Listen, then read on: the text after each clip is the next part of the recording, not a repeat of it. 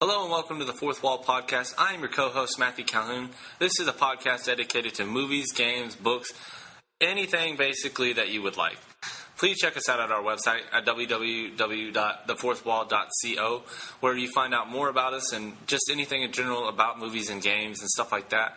And please enjoy the podcast. Are you not entertained? Great Scott. You're a wizard, Harry. Force is strong, isn't it? This is Peppy. All barrel roll. Try a barrel roll. I am the Super Saiyan Son Goku! It's me, Mario.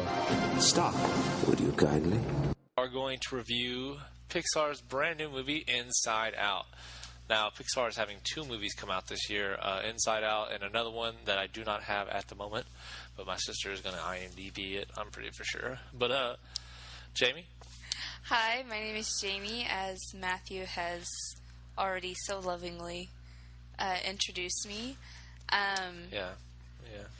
This is our first time doing a podcast. Don't say that. Don't let them know that. Don't act like you know what you're doing, because who else is going to say that we don't, honestly? Honestly, no one else is going to say that. Okay. But yeah. So today we're going to be reviewing, like I said, Inside Out. So, Demi, first impressions. What did you think? Okay. First, starting off with the commercial. Well, okay. Let me backtrack. Just for a second, talk about Pixar. All right. In a sense, Pixar is fantastic. It is. It's really good animation. Pixar is top of the line every time. There's no denying that. And, I mean, Pixar has even in its worst movie, which I would say is probably Cars 2, is still not even, I would say, I mean, on a scale of 1 to 10, it's like, at the worst, probably like a 4. So yeah, Pixar is pretty. They have a pattern that they use, and it taught me works. how to live life. Actually, it actually taught me how to adult. Yeah, I've learned a lot, actually. Like, I mean, what was your first Pixar movie that you saw? Because Toy Story came out in 95, which is when I was born. You were born in 94. So I was born in 92. No, 90. Why did I say 94? So you were born in 92. Yes. And so Pixar came out. Let's see, I don't know when Pixar started. I'd have to search. They started after VeggieTales. I know that much. We do know that much. Because they went to them for to see how they did, like, the puffing of the cheeks. Yeah. I just read about that. Yeah. So I know they started in the very, like, 1900s is when it started. I think the very first Pixar movie, I'm looking them up right now. No, the very first one was Toy Story. Toy Story. Yeah, so I think that's the very first one I started. And talking about Toy Story, that's when I think Pixar's really the one who started, like, the little, like, movie snippets at the beginning.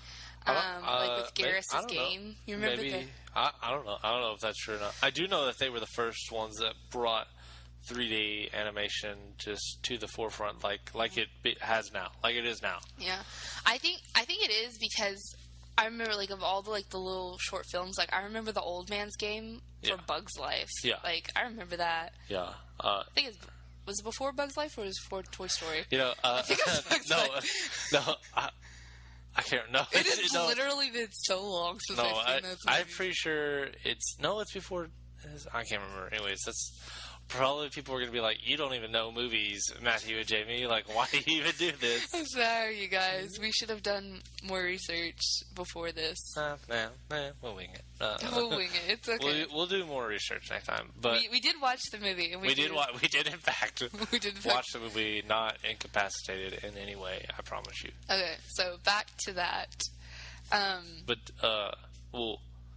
So Pixar is pretty much legend to anyone who grew up in the 90s and even to some kids in the thousands. I mean, I'm pretty sure BuzzFeed comes out with a new article every day about how Toy Story affected 90s kids, and no one else will ever realize how much it affected 90 kids. Have you ever thought about how much BuzzFeed will just, like, come out with just like nostalgia stuff. Like it's like I feel like more than half of their business model is like playing on the fact of nostalgia. Like exactly. I know that's off topic, but well, it's like no, it totally is.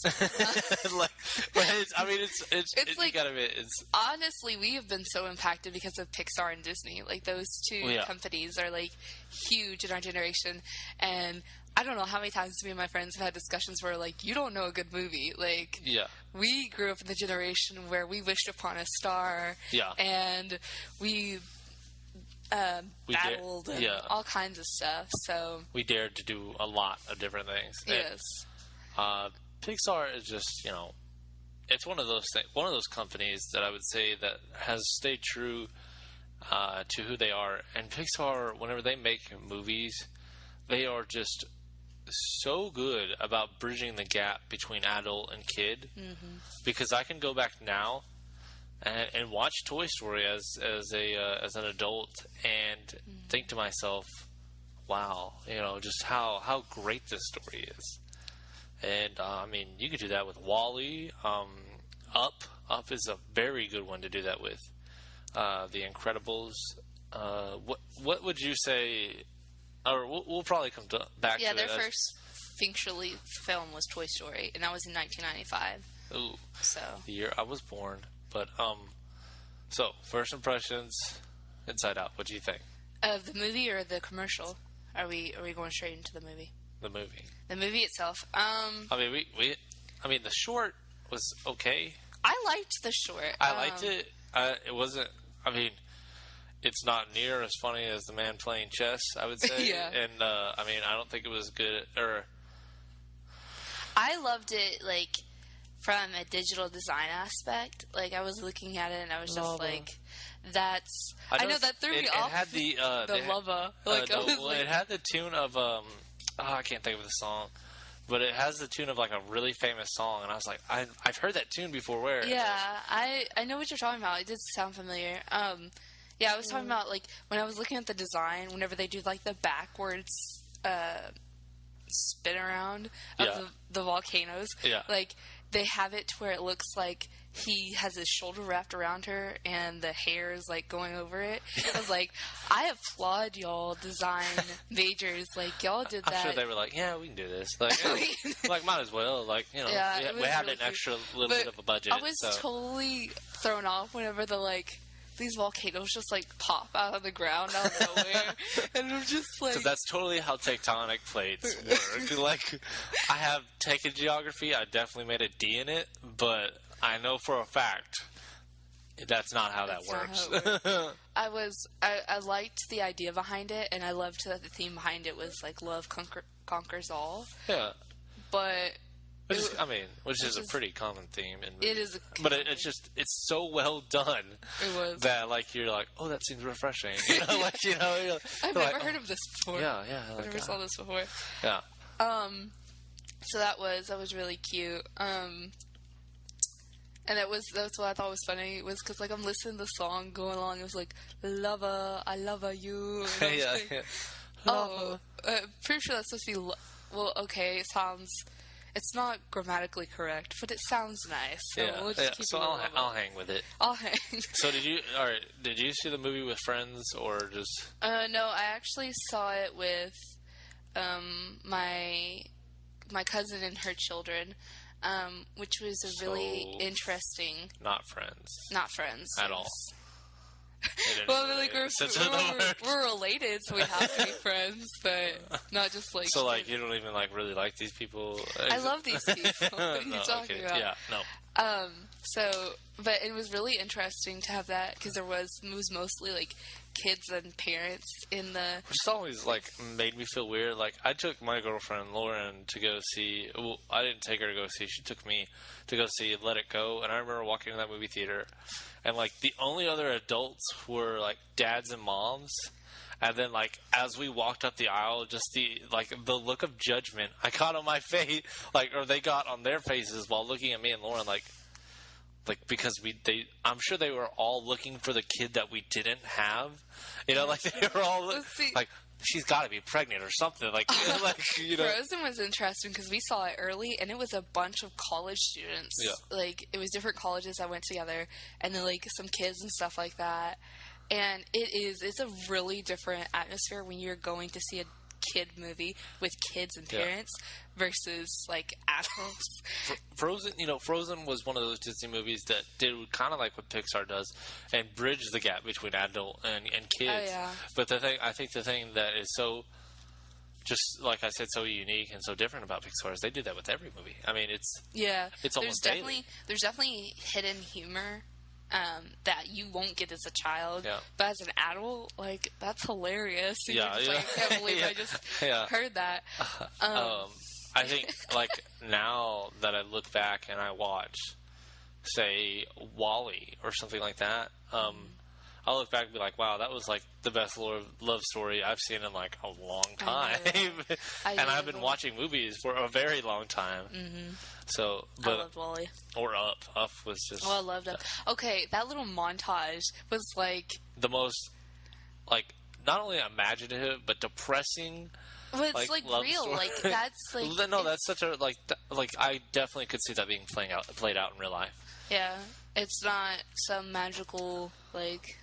Like what's good about it is that it takes the things of life like that just it captures the moment that you have moments of just magical things, and then it's back to reality, and like, you know, it's back to just. You know, things good and bad happen in life. Yeah, I loved it. The same thing as like with her not being able to have children. Like that is definitely a real thing that can happen. Spoiler alert. And spoiler alert. Sorry, just in case you didn't we're know. going to be spoiling a lot. We'll do like spoil free. Well, it's been like 4 years since that movie came out, since Up came out. So like, I feel like you don't have to be like spoiler, but we'll definitely do a spoiler free review first of Inside Out, and then go into spoilers, I think. But like, so that's kind of hard to do though if you're like covering it. Yeah. Well, I mean, we got time. So the movie overall, I really did love it. From a film person's review, they had the setups that were necessary and the follow-throughs. So you were like, okay, I remember seeing this. I remember them talking about this or it being brought up, and then it later on was used. Yeah. And I loved the design and the layout. Like, the whole idea of the memories being contained as marbles. Yeah. Like, things was really cool. Or little orbs. Or whatever they were. Yeah. Balls. They were definitely balls. No, I mean, this, I had high hopes for this movie because it, like, just listen to this casting and just tell me this isn't, like, some perfect casting. So, we've got... There was amazing casting. I totally heard, Mr. Potato Head's voice in one of the workers, and I was like, yes. Okay, so you had Amy Poehler as Joy, which plays Leslie off of Parks and Rec, which is like perfect. Bill Hader, who played Fear, Louis Black, who played Anger, and then Mindy Kaling, who played Disgust. Which I feel like whenever I feel like the emotions, I feel like they... Sadness was, like, I loved... Yeah, it's sad. But I'm Sadness sorry, it's was sad. on point. Yeah, Sadness is Phyllis Smith, which is... she's from The Office, and she's the bigger lady that talks kind of like. Yeah, exactly. You know exactly. Yes. Now every time you see like Sadness, you will picture Phyllis from The Office, or I can't remember her name on The Office, but yeah. But I feel like whenever they were thinking of the ideas of of the different personalities, like I don't think Disgust is like a big one, but then like I feel as if they got to like, oh, we can give Mindy Kaling, like, what should we just make as an emotion? Like, she kind of played prep jockey really good. Throw her in as Disgust. But like, I feel like that kind of went down. I'm not for sure if that actually did happen or not. Don't quote us. Don't quote us. But No, I mean, just Amy Poehler as Joy is really good, and then the girl Sadness killed it. Lewis Black for Anger, like, how do you... That is like the perfect casting choice. Almost, it was like really one of the good. best, like top 10 Anger. Lewis Black. I was like Fear did really good, like with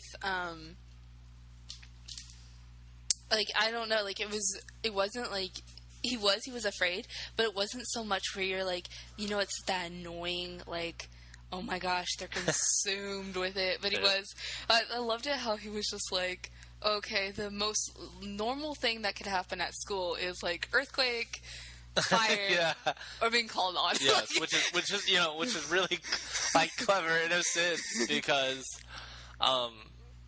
as our brains work, you know, that's kind of how sometimes we go about things. I didn't know who Bing Bong was. Yeah, I knew Richard Kind. Like, I knew I recognized the voice, but I didn't know that. My sister is IMDbing it, and Richard Kind, yeah, he's a beast. He is awesome. He's so funny. Like, even with the soundtrack itself, I mean, that the mood that it pitches was perfect in every scene. Without spoiling anything, there's a part in the end that I think you're just going to end up being spoiling stuff. I mean, we'll get to a point, but so to just a little bit of plot summary. So, and this isn't really major spoilers, I guess you would say. It's just, I mean, it'll be in the first 10 minutes that you figure this out. So, the movie is about this 10-year-old girl, Riley. She's 11. 11? Isn't she? Is she 11? I don't know. 10 or 11? She just went from 11 turning 12. She's 11. Yeah. She's 11 and then turns 12, doesn't she? Something like that. Yeah, Well, it's been a couple of weeks for me. So I think she had just turned 12. I think that's what it is. She had just turned 12. Well, and so it's about these voices inside her head while she moves. Which is her emotions. Yeah. Which is joy, sadness, fear, and anger. Yeah. And disgust. Yes. And so with these emotions, they control her personality. They make what Riley is.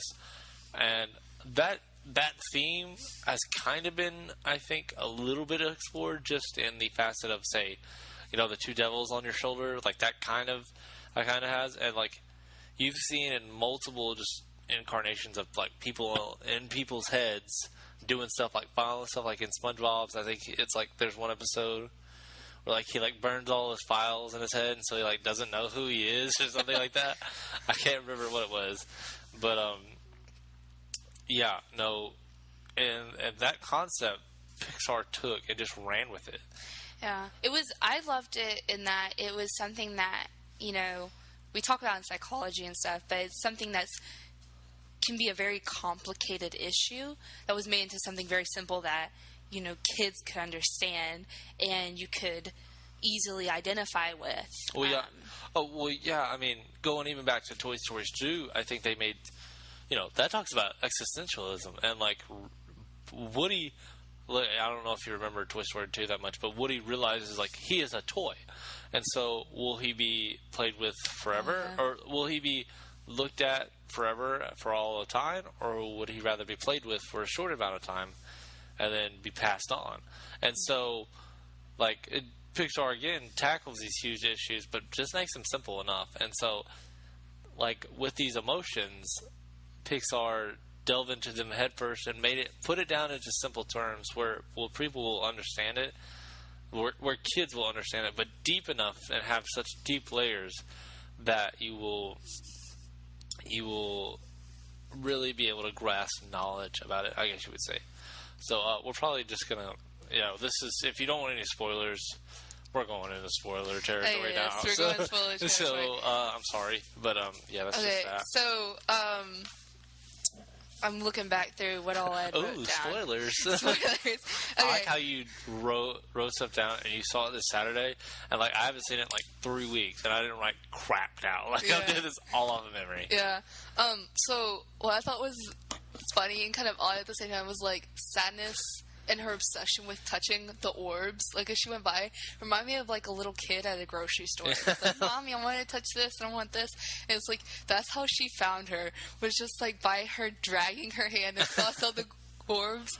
And like whenever they're having like, she's, you know, touching everything, Joy's just like, why are you doing this? And it's like that's me. I was like, why?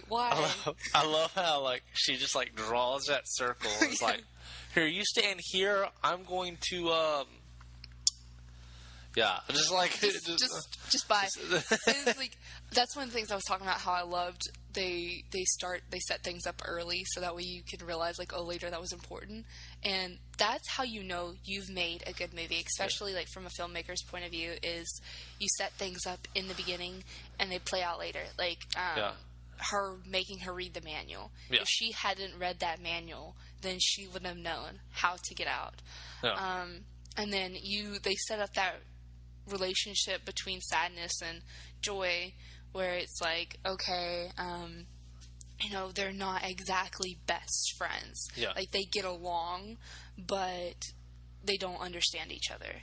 And so I thought that was good to set up. Well, not only uniquely to set that up, but like whenever you write a script, it's so, you know, if you've ever been in like a screenwriting session, it's easy to come up with an idea, but to plan out that idea and give it multiple layers is so hard, and that's why that's why you have to respect the art of screenwriting, because you know, you can have a great idea. You can have, you know, funny story. James Cameron said he got the idea for Terminator because I think he was somewhere in like Paris or somewhere like that, and like overheated and like hallucinated and like saw these Terminators coming after him. And so, like, that's how he got, like, the idea for it. So go do drugs. So go do drugs, get overheated, and then make a movie. And then do screenwriting. And, you know, make, like, Terminator. What's coming out now? Like, no, it was Terminator Genesis, and from what everybody says, I'm probably not going to see it. I will probably see it because for the podcast, but if I didn't have to see it, I wouldn't, because I'm pretty sure it's not going to be good. And I like Terminator. I actually really like it a lot. See, I've watched pieces of them, but I haven't like really done it. So the one thing I did enjoy in the movie was like the hoodwink to Finding Nemo with the danger spelling, where he's like danger, or he's like DANGER. Oh, that's Shortcut. And I was like, totally made me think of, like, I was like, what are they going to do? Because it totally made me think of Finding Nemo, whatever. I was cracking up. There was a illusion, I guess you would say. I don't know. There was another one, but I couldn't. Like, I just thought of something, like, whenever they're going in to, like, the thing, and Bill Bong, or what is his name? Bill Bong? Bing Bong. Bing Bong. Like he's like they go to Imagination Land, and he's like, basically I'm the mayor here. Like if you ever watched South Park, that's like Cartman and them. They go to Imagination Land, and like the first thing that they do, like one of the first things is like meet the mayor of Imagination Land. And so like I don't know if that was an allusion to it, but it definitely could. Definitely like. You know what I just thought of? It what? Makes me think of like Horton Hears a Who. Yeah. Like, I'm the mayor. And, like, there's even the stripes, and then there's the elephant, and... I just realized that. Yeah, I like how he's made up, like, different parts. Like, he's like, I'm part dolphin. And so, can I tell you how much at the end... Or not how much at the end. Whenever they're going through Imagination Land, and they get to that part where it's, like, Riley's imaginary guy, and he just keeps repeating, "I would die for Riley." Oh my gosh! Do you know? I was cracking up, and like no one. You know how weird it is whenever you're the only one laughing. How could not people laugh at that? Well, though? it was really quiet, and I was just like, do you know like how many teen novels or movies or dramas or shows or whatever is based on "I will love you till my death"? Yeah, like Romeo and Juliet, like literally Romeo and Juliet. And it was so funny because they're just like, what is he doing there? And I was like, you know how many girls probably were like screaming like, ah, like, yeah. And so that was really funny. I loved that. I thoroughly enjoyed that one. Just like, okay, why? But I mean, whenever the like lands get built back up or whatever, and they're like naming off the different ones, and I was laughing at it. And then there was the boy band one, and Fear goes, "I hope this is just a phase." Yeah, like, yeah. Oh, Fear, you have no idea. Yeah, you have no idea. Oh man, there was one part I truly laughed out loud, and like other people were like, ah. But it's a part where like they find that tune that's in like from that gum commercial. Oh my gosh! They keep bringing it up, and like whenever they shoot it up, like not again, and like throw it down. like that was so funny to me because so if no one knows what it is there's a memory of a commercial, and it's for this pack of gum, and there's like a tune to it and everything, and the workers pick it up and they're like, yes, this is definitely a memory she needs to keep. So they throw away like just remember like she's still like talking about playing the piano playing piano, and they were like keep this one song, but like throw away the rest. But they're like keep this tune and keep it like an active memory. And I was like, that is so true because like I will just like I will not remember what like I studied about the other day, but I will not forget that tune off that commercial I heard in the 5th grade. Or like music lyrics, like my body must love music lyrics. Yeah, I know. I will remember beats anything to a song. Anything Ed Sheeran. Yeah, it's funny because like I was cracking up because I was like, that is totally, and the fact that it kept popping up again, and Anger was getting so mad, and I loved it because like the memory popped up, and they're like, "What in the world?" And she's just, humming the tune. And I was like, while she's on her laptop, I'm like, that is totally me. Like I'll just be doing something, and like the Elmo song will pop into my head. Like I started singing that at church. Yeah. April looks over and she's like, "Jamie, like, are you really singing Elmo?" I was like, no. No. But no. Oh, what was the part where they're in the abstract thought? Oh my gosh, I loved that. Yeah, like, and everything just like eventually just devolves to just shapes. And like what's funny, or not what's funny, but what's deep about that is like abstract thought, if you ever thought about it, is like taking something very simple like shapes and then thinking about that until it becomes something bigger than what first perceived. And so the fact that emotions could possibly turn into shapes, that was very, just like kind of, if you think about it, like just kind of cool to sit at metaphor, like emotions. Maybe it was just like a metaphor for the fact that emotions can lead to abstract thought, and emotions like just perceived emotions like joy become one-dimensional or 4-dimensional, 5-dimensional type things. It was interesting because I thought about like something else just dawned on me too. But it was like I loved it in that like they also kind of dealt with animation, like how animation has made its progression and stuff like that. So I thought that was cool. But I just realized why sadness, like I feel like because she had always tried to be so happy, like Riley had always tried to be so happy, like most of her stuff was happy, like that's why sadness was like why it was kept building because she didn't get to let that out. And I think of that like as people like who have depression, and like a lot of the times it starts out like being someone who has struggled with depression before, like a lot of the times is we put on that happy face and we act like nothing's wrong, and we just stuff that sadness down. And like at that moment, it's not a bad. Like it's not. It's just a little something. It's something very small. Yeah, which totally makes sense as like because Joy tries to stuff her down. Yeah. And confine her, and like we said, it just bridges that gap between adults and kids because kids just see it as like just trying to make it go away, but like with adults it's like no. That's like an evolutionary like just knee jerk thing to like shove your sadness down in a sense, or just a biological kind of just shove back, put that back down. Don't deal with it. Yeah, and the same can be true for the other way. Like some people will only focus on the sadness, and it's like you have to bring happiness into that. Yeah, and like how your memories can become. Sad over time. Like at once be happy but sad, and we all have that as we mature as adults. I just wish either we're sad because we wish we could go back to a time, or sad because time has changed.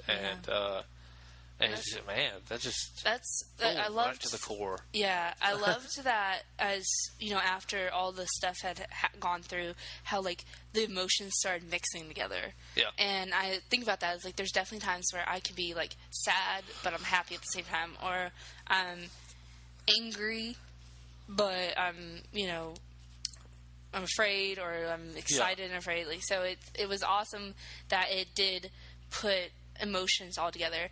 But going back a little bit to after they had, Joy and Sadness got taken away from headquarters, and they're trying to make their way back. My first thought was, why aren't you taking the train? Yeah, that was my first thought, and I was like, whoa, like get to the train. And why don't you walk around the outside? Like I'm guessing there was issues, but as soon as they got into the I guess would you say maze of the mind, I kind of knew where this movie was going. I was like, what's going to happen is this movie is going to be a journey movie where they're literally just going to be walking the entire time trying to get through this mind. But it's just going to go like they're going to almost get there, and then something will come in the way, and then they're going to almost get there, and then something's going to come in the way. Yeah, that's kind of what happened in a sense. Yeah, and I legit, and then doing from the train of thought, that falling apart and everything.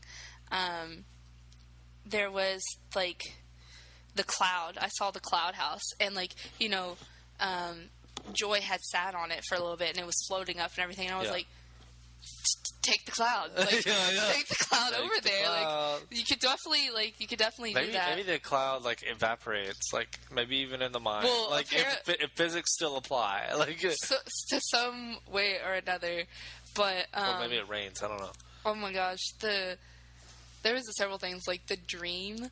Whenever they're like recording her dream for the day or whatever, I was cracking up because I was like, how many times have I dreamed about being in school and like not having clothes on? Like I think about I've actually never done that, but I mean I've definitely been like have had a bad day, then just like dreamed about me being at work or something like that, and like I'm just like I have no desire to spend any more time than I have to at where I work. Why mind would you ever dream that? I guess because you're stressed about it.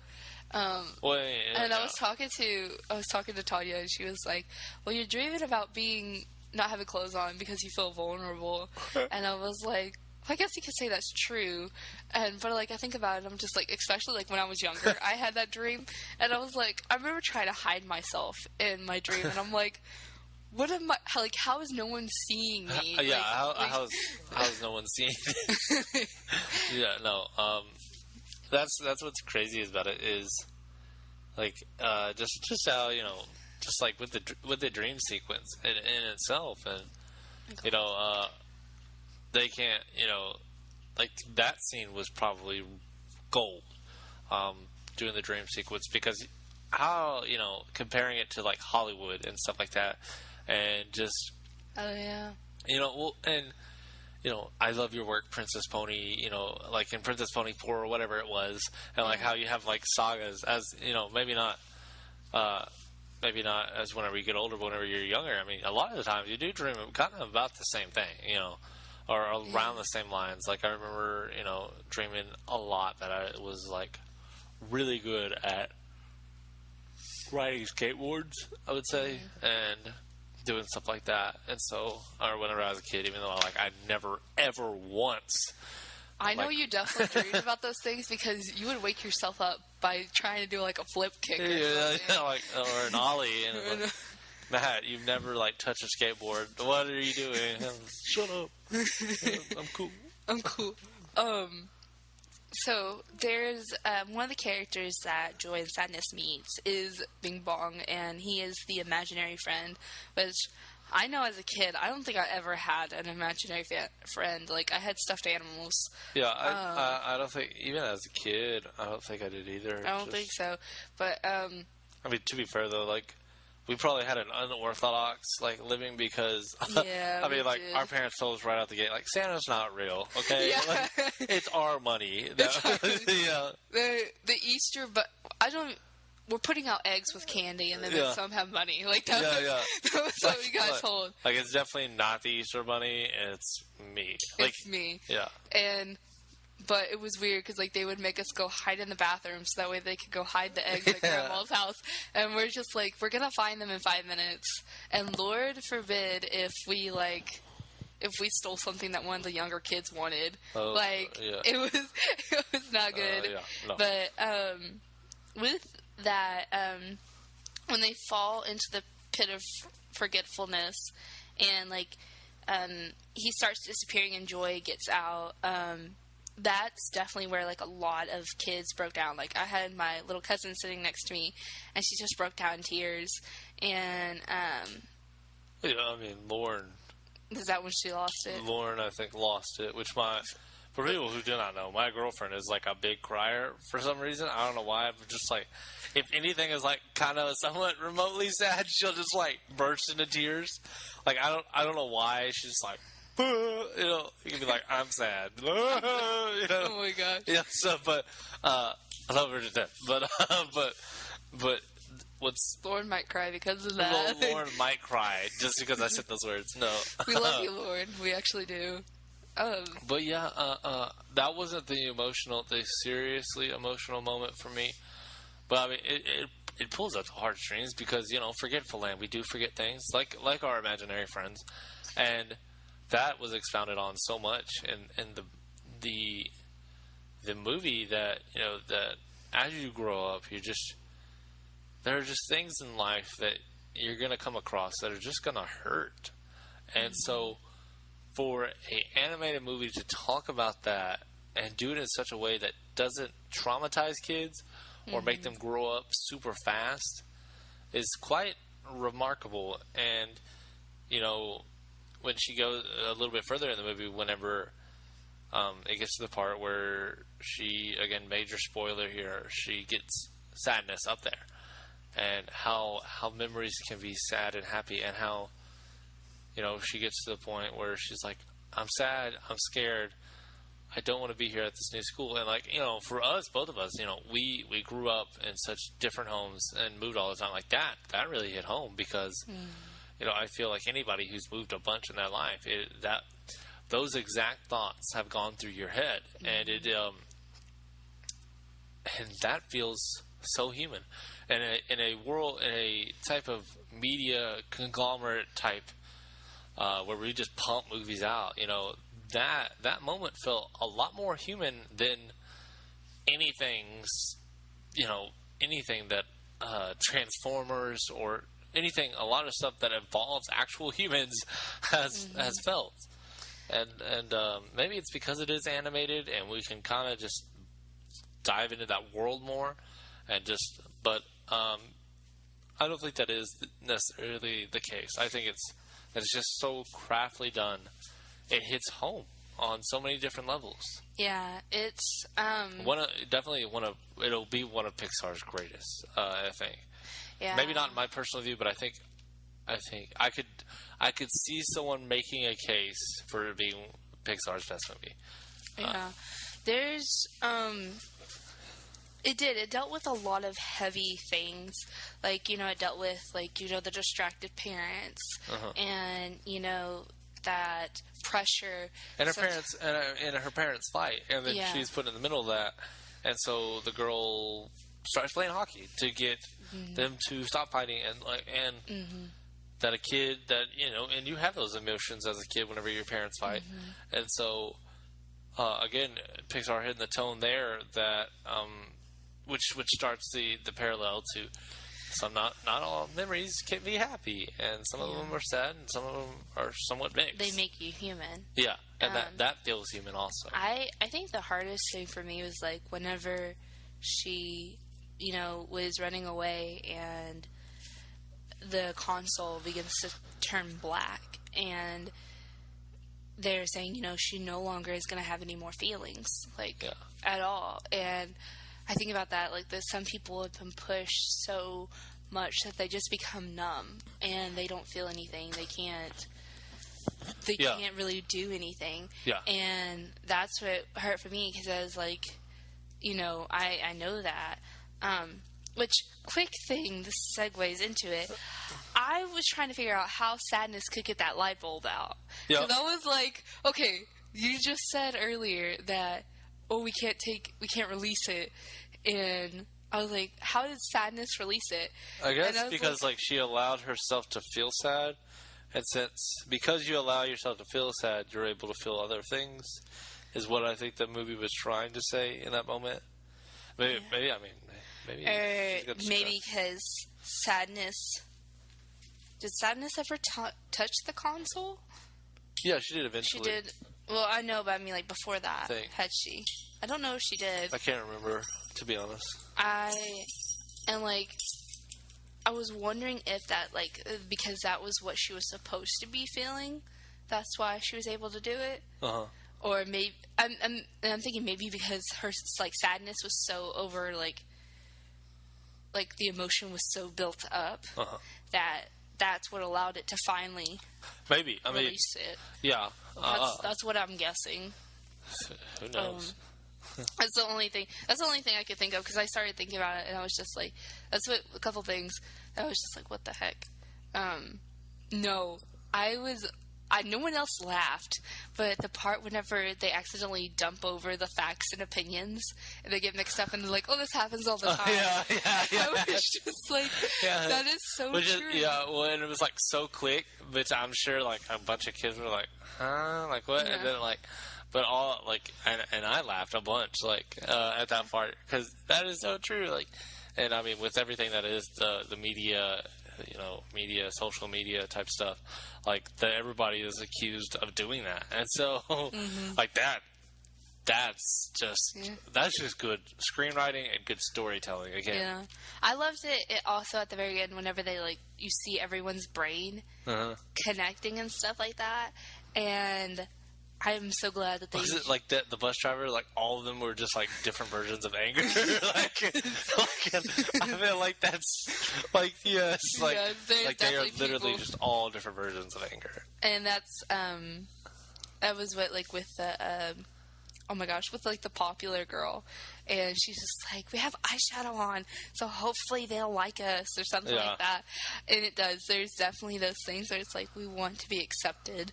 And so we do that. And even Disgust was that way. She's like, we have to wear the right thing. That's the popular girl. Honestly, what I was looking forward to was the BuzzFeed article that was going to come out about how this movie is not as good as Toy Story.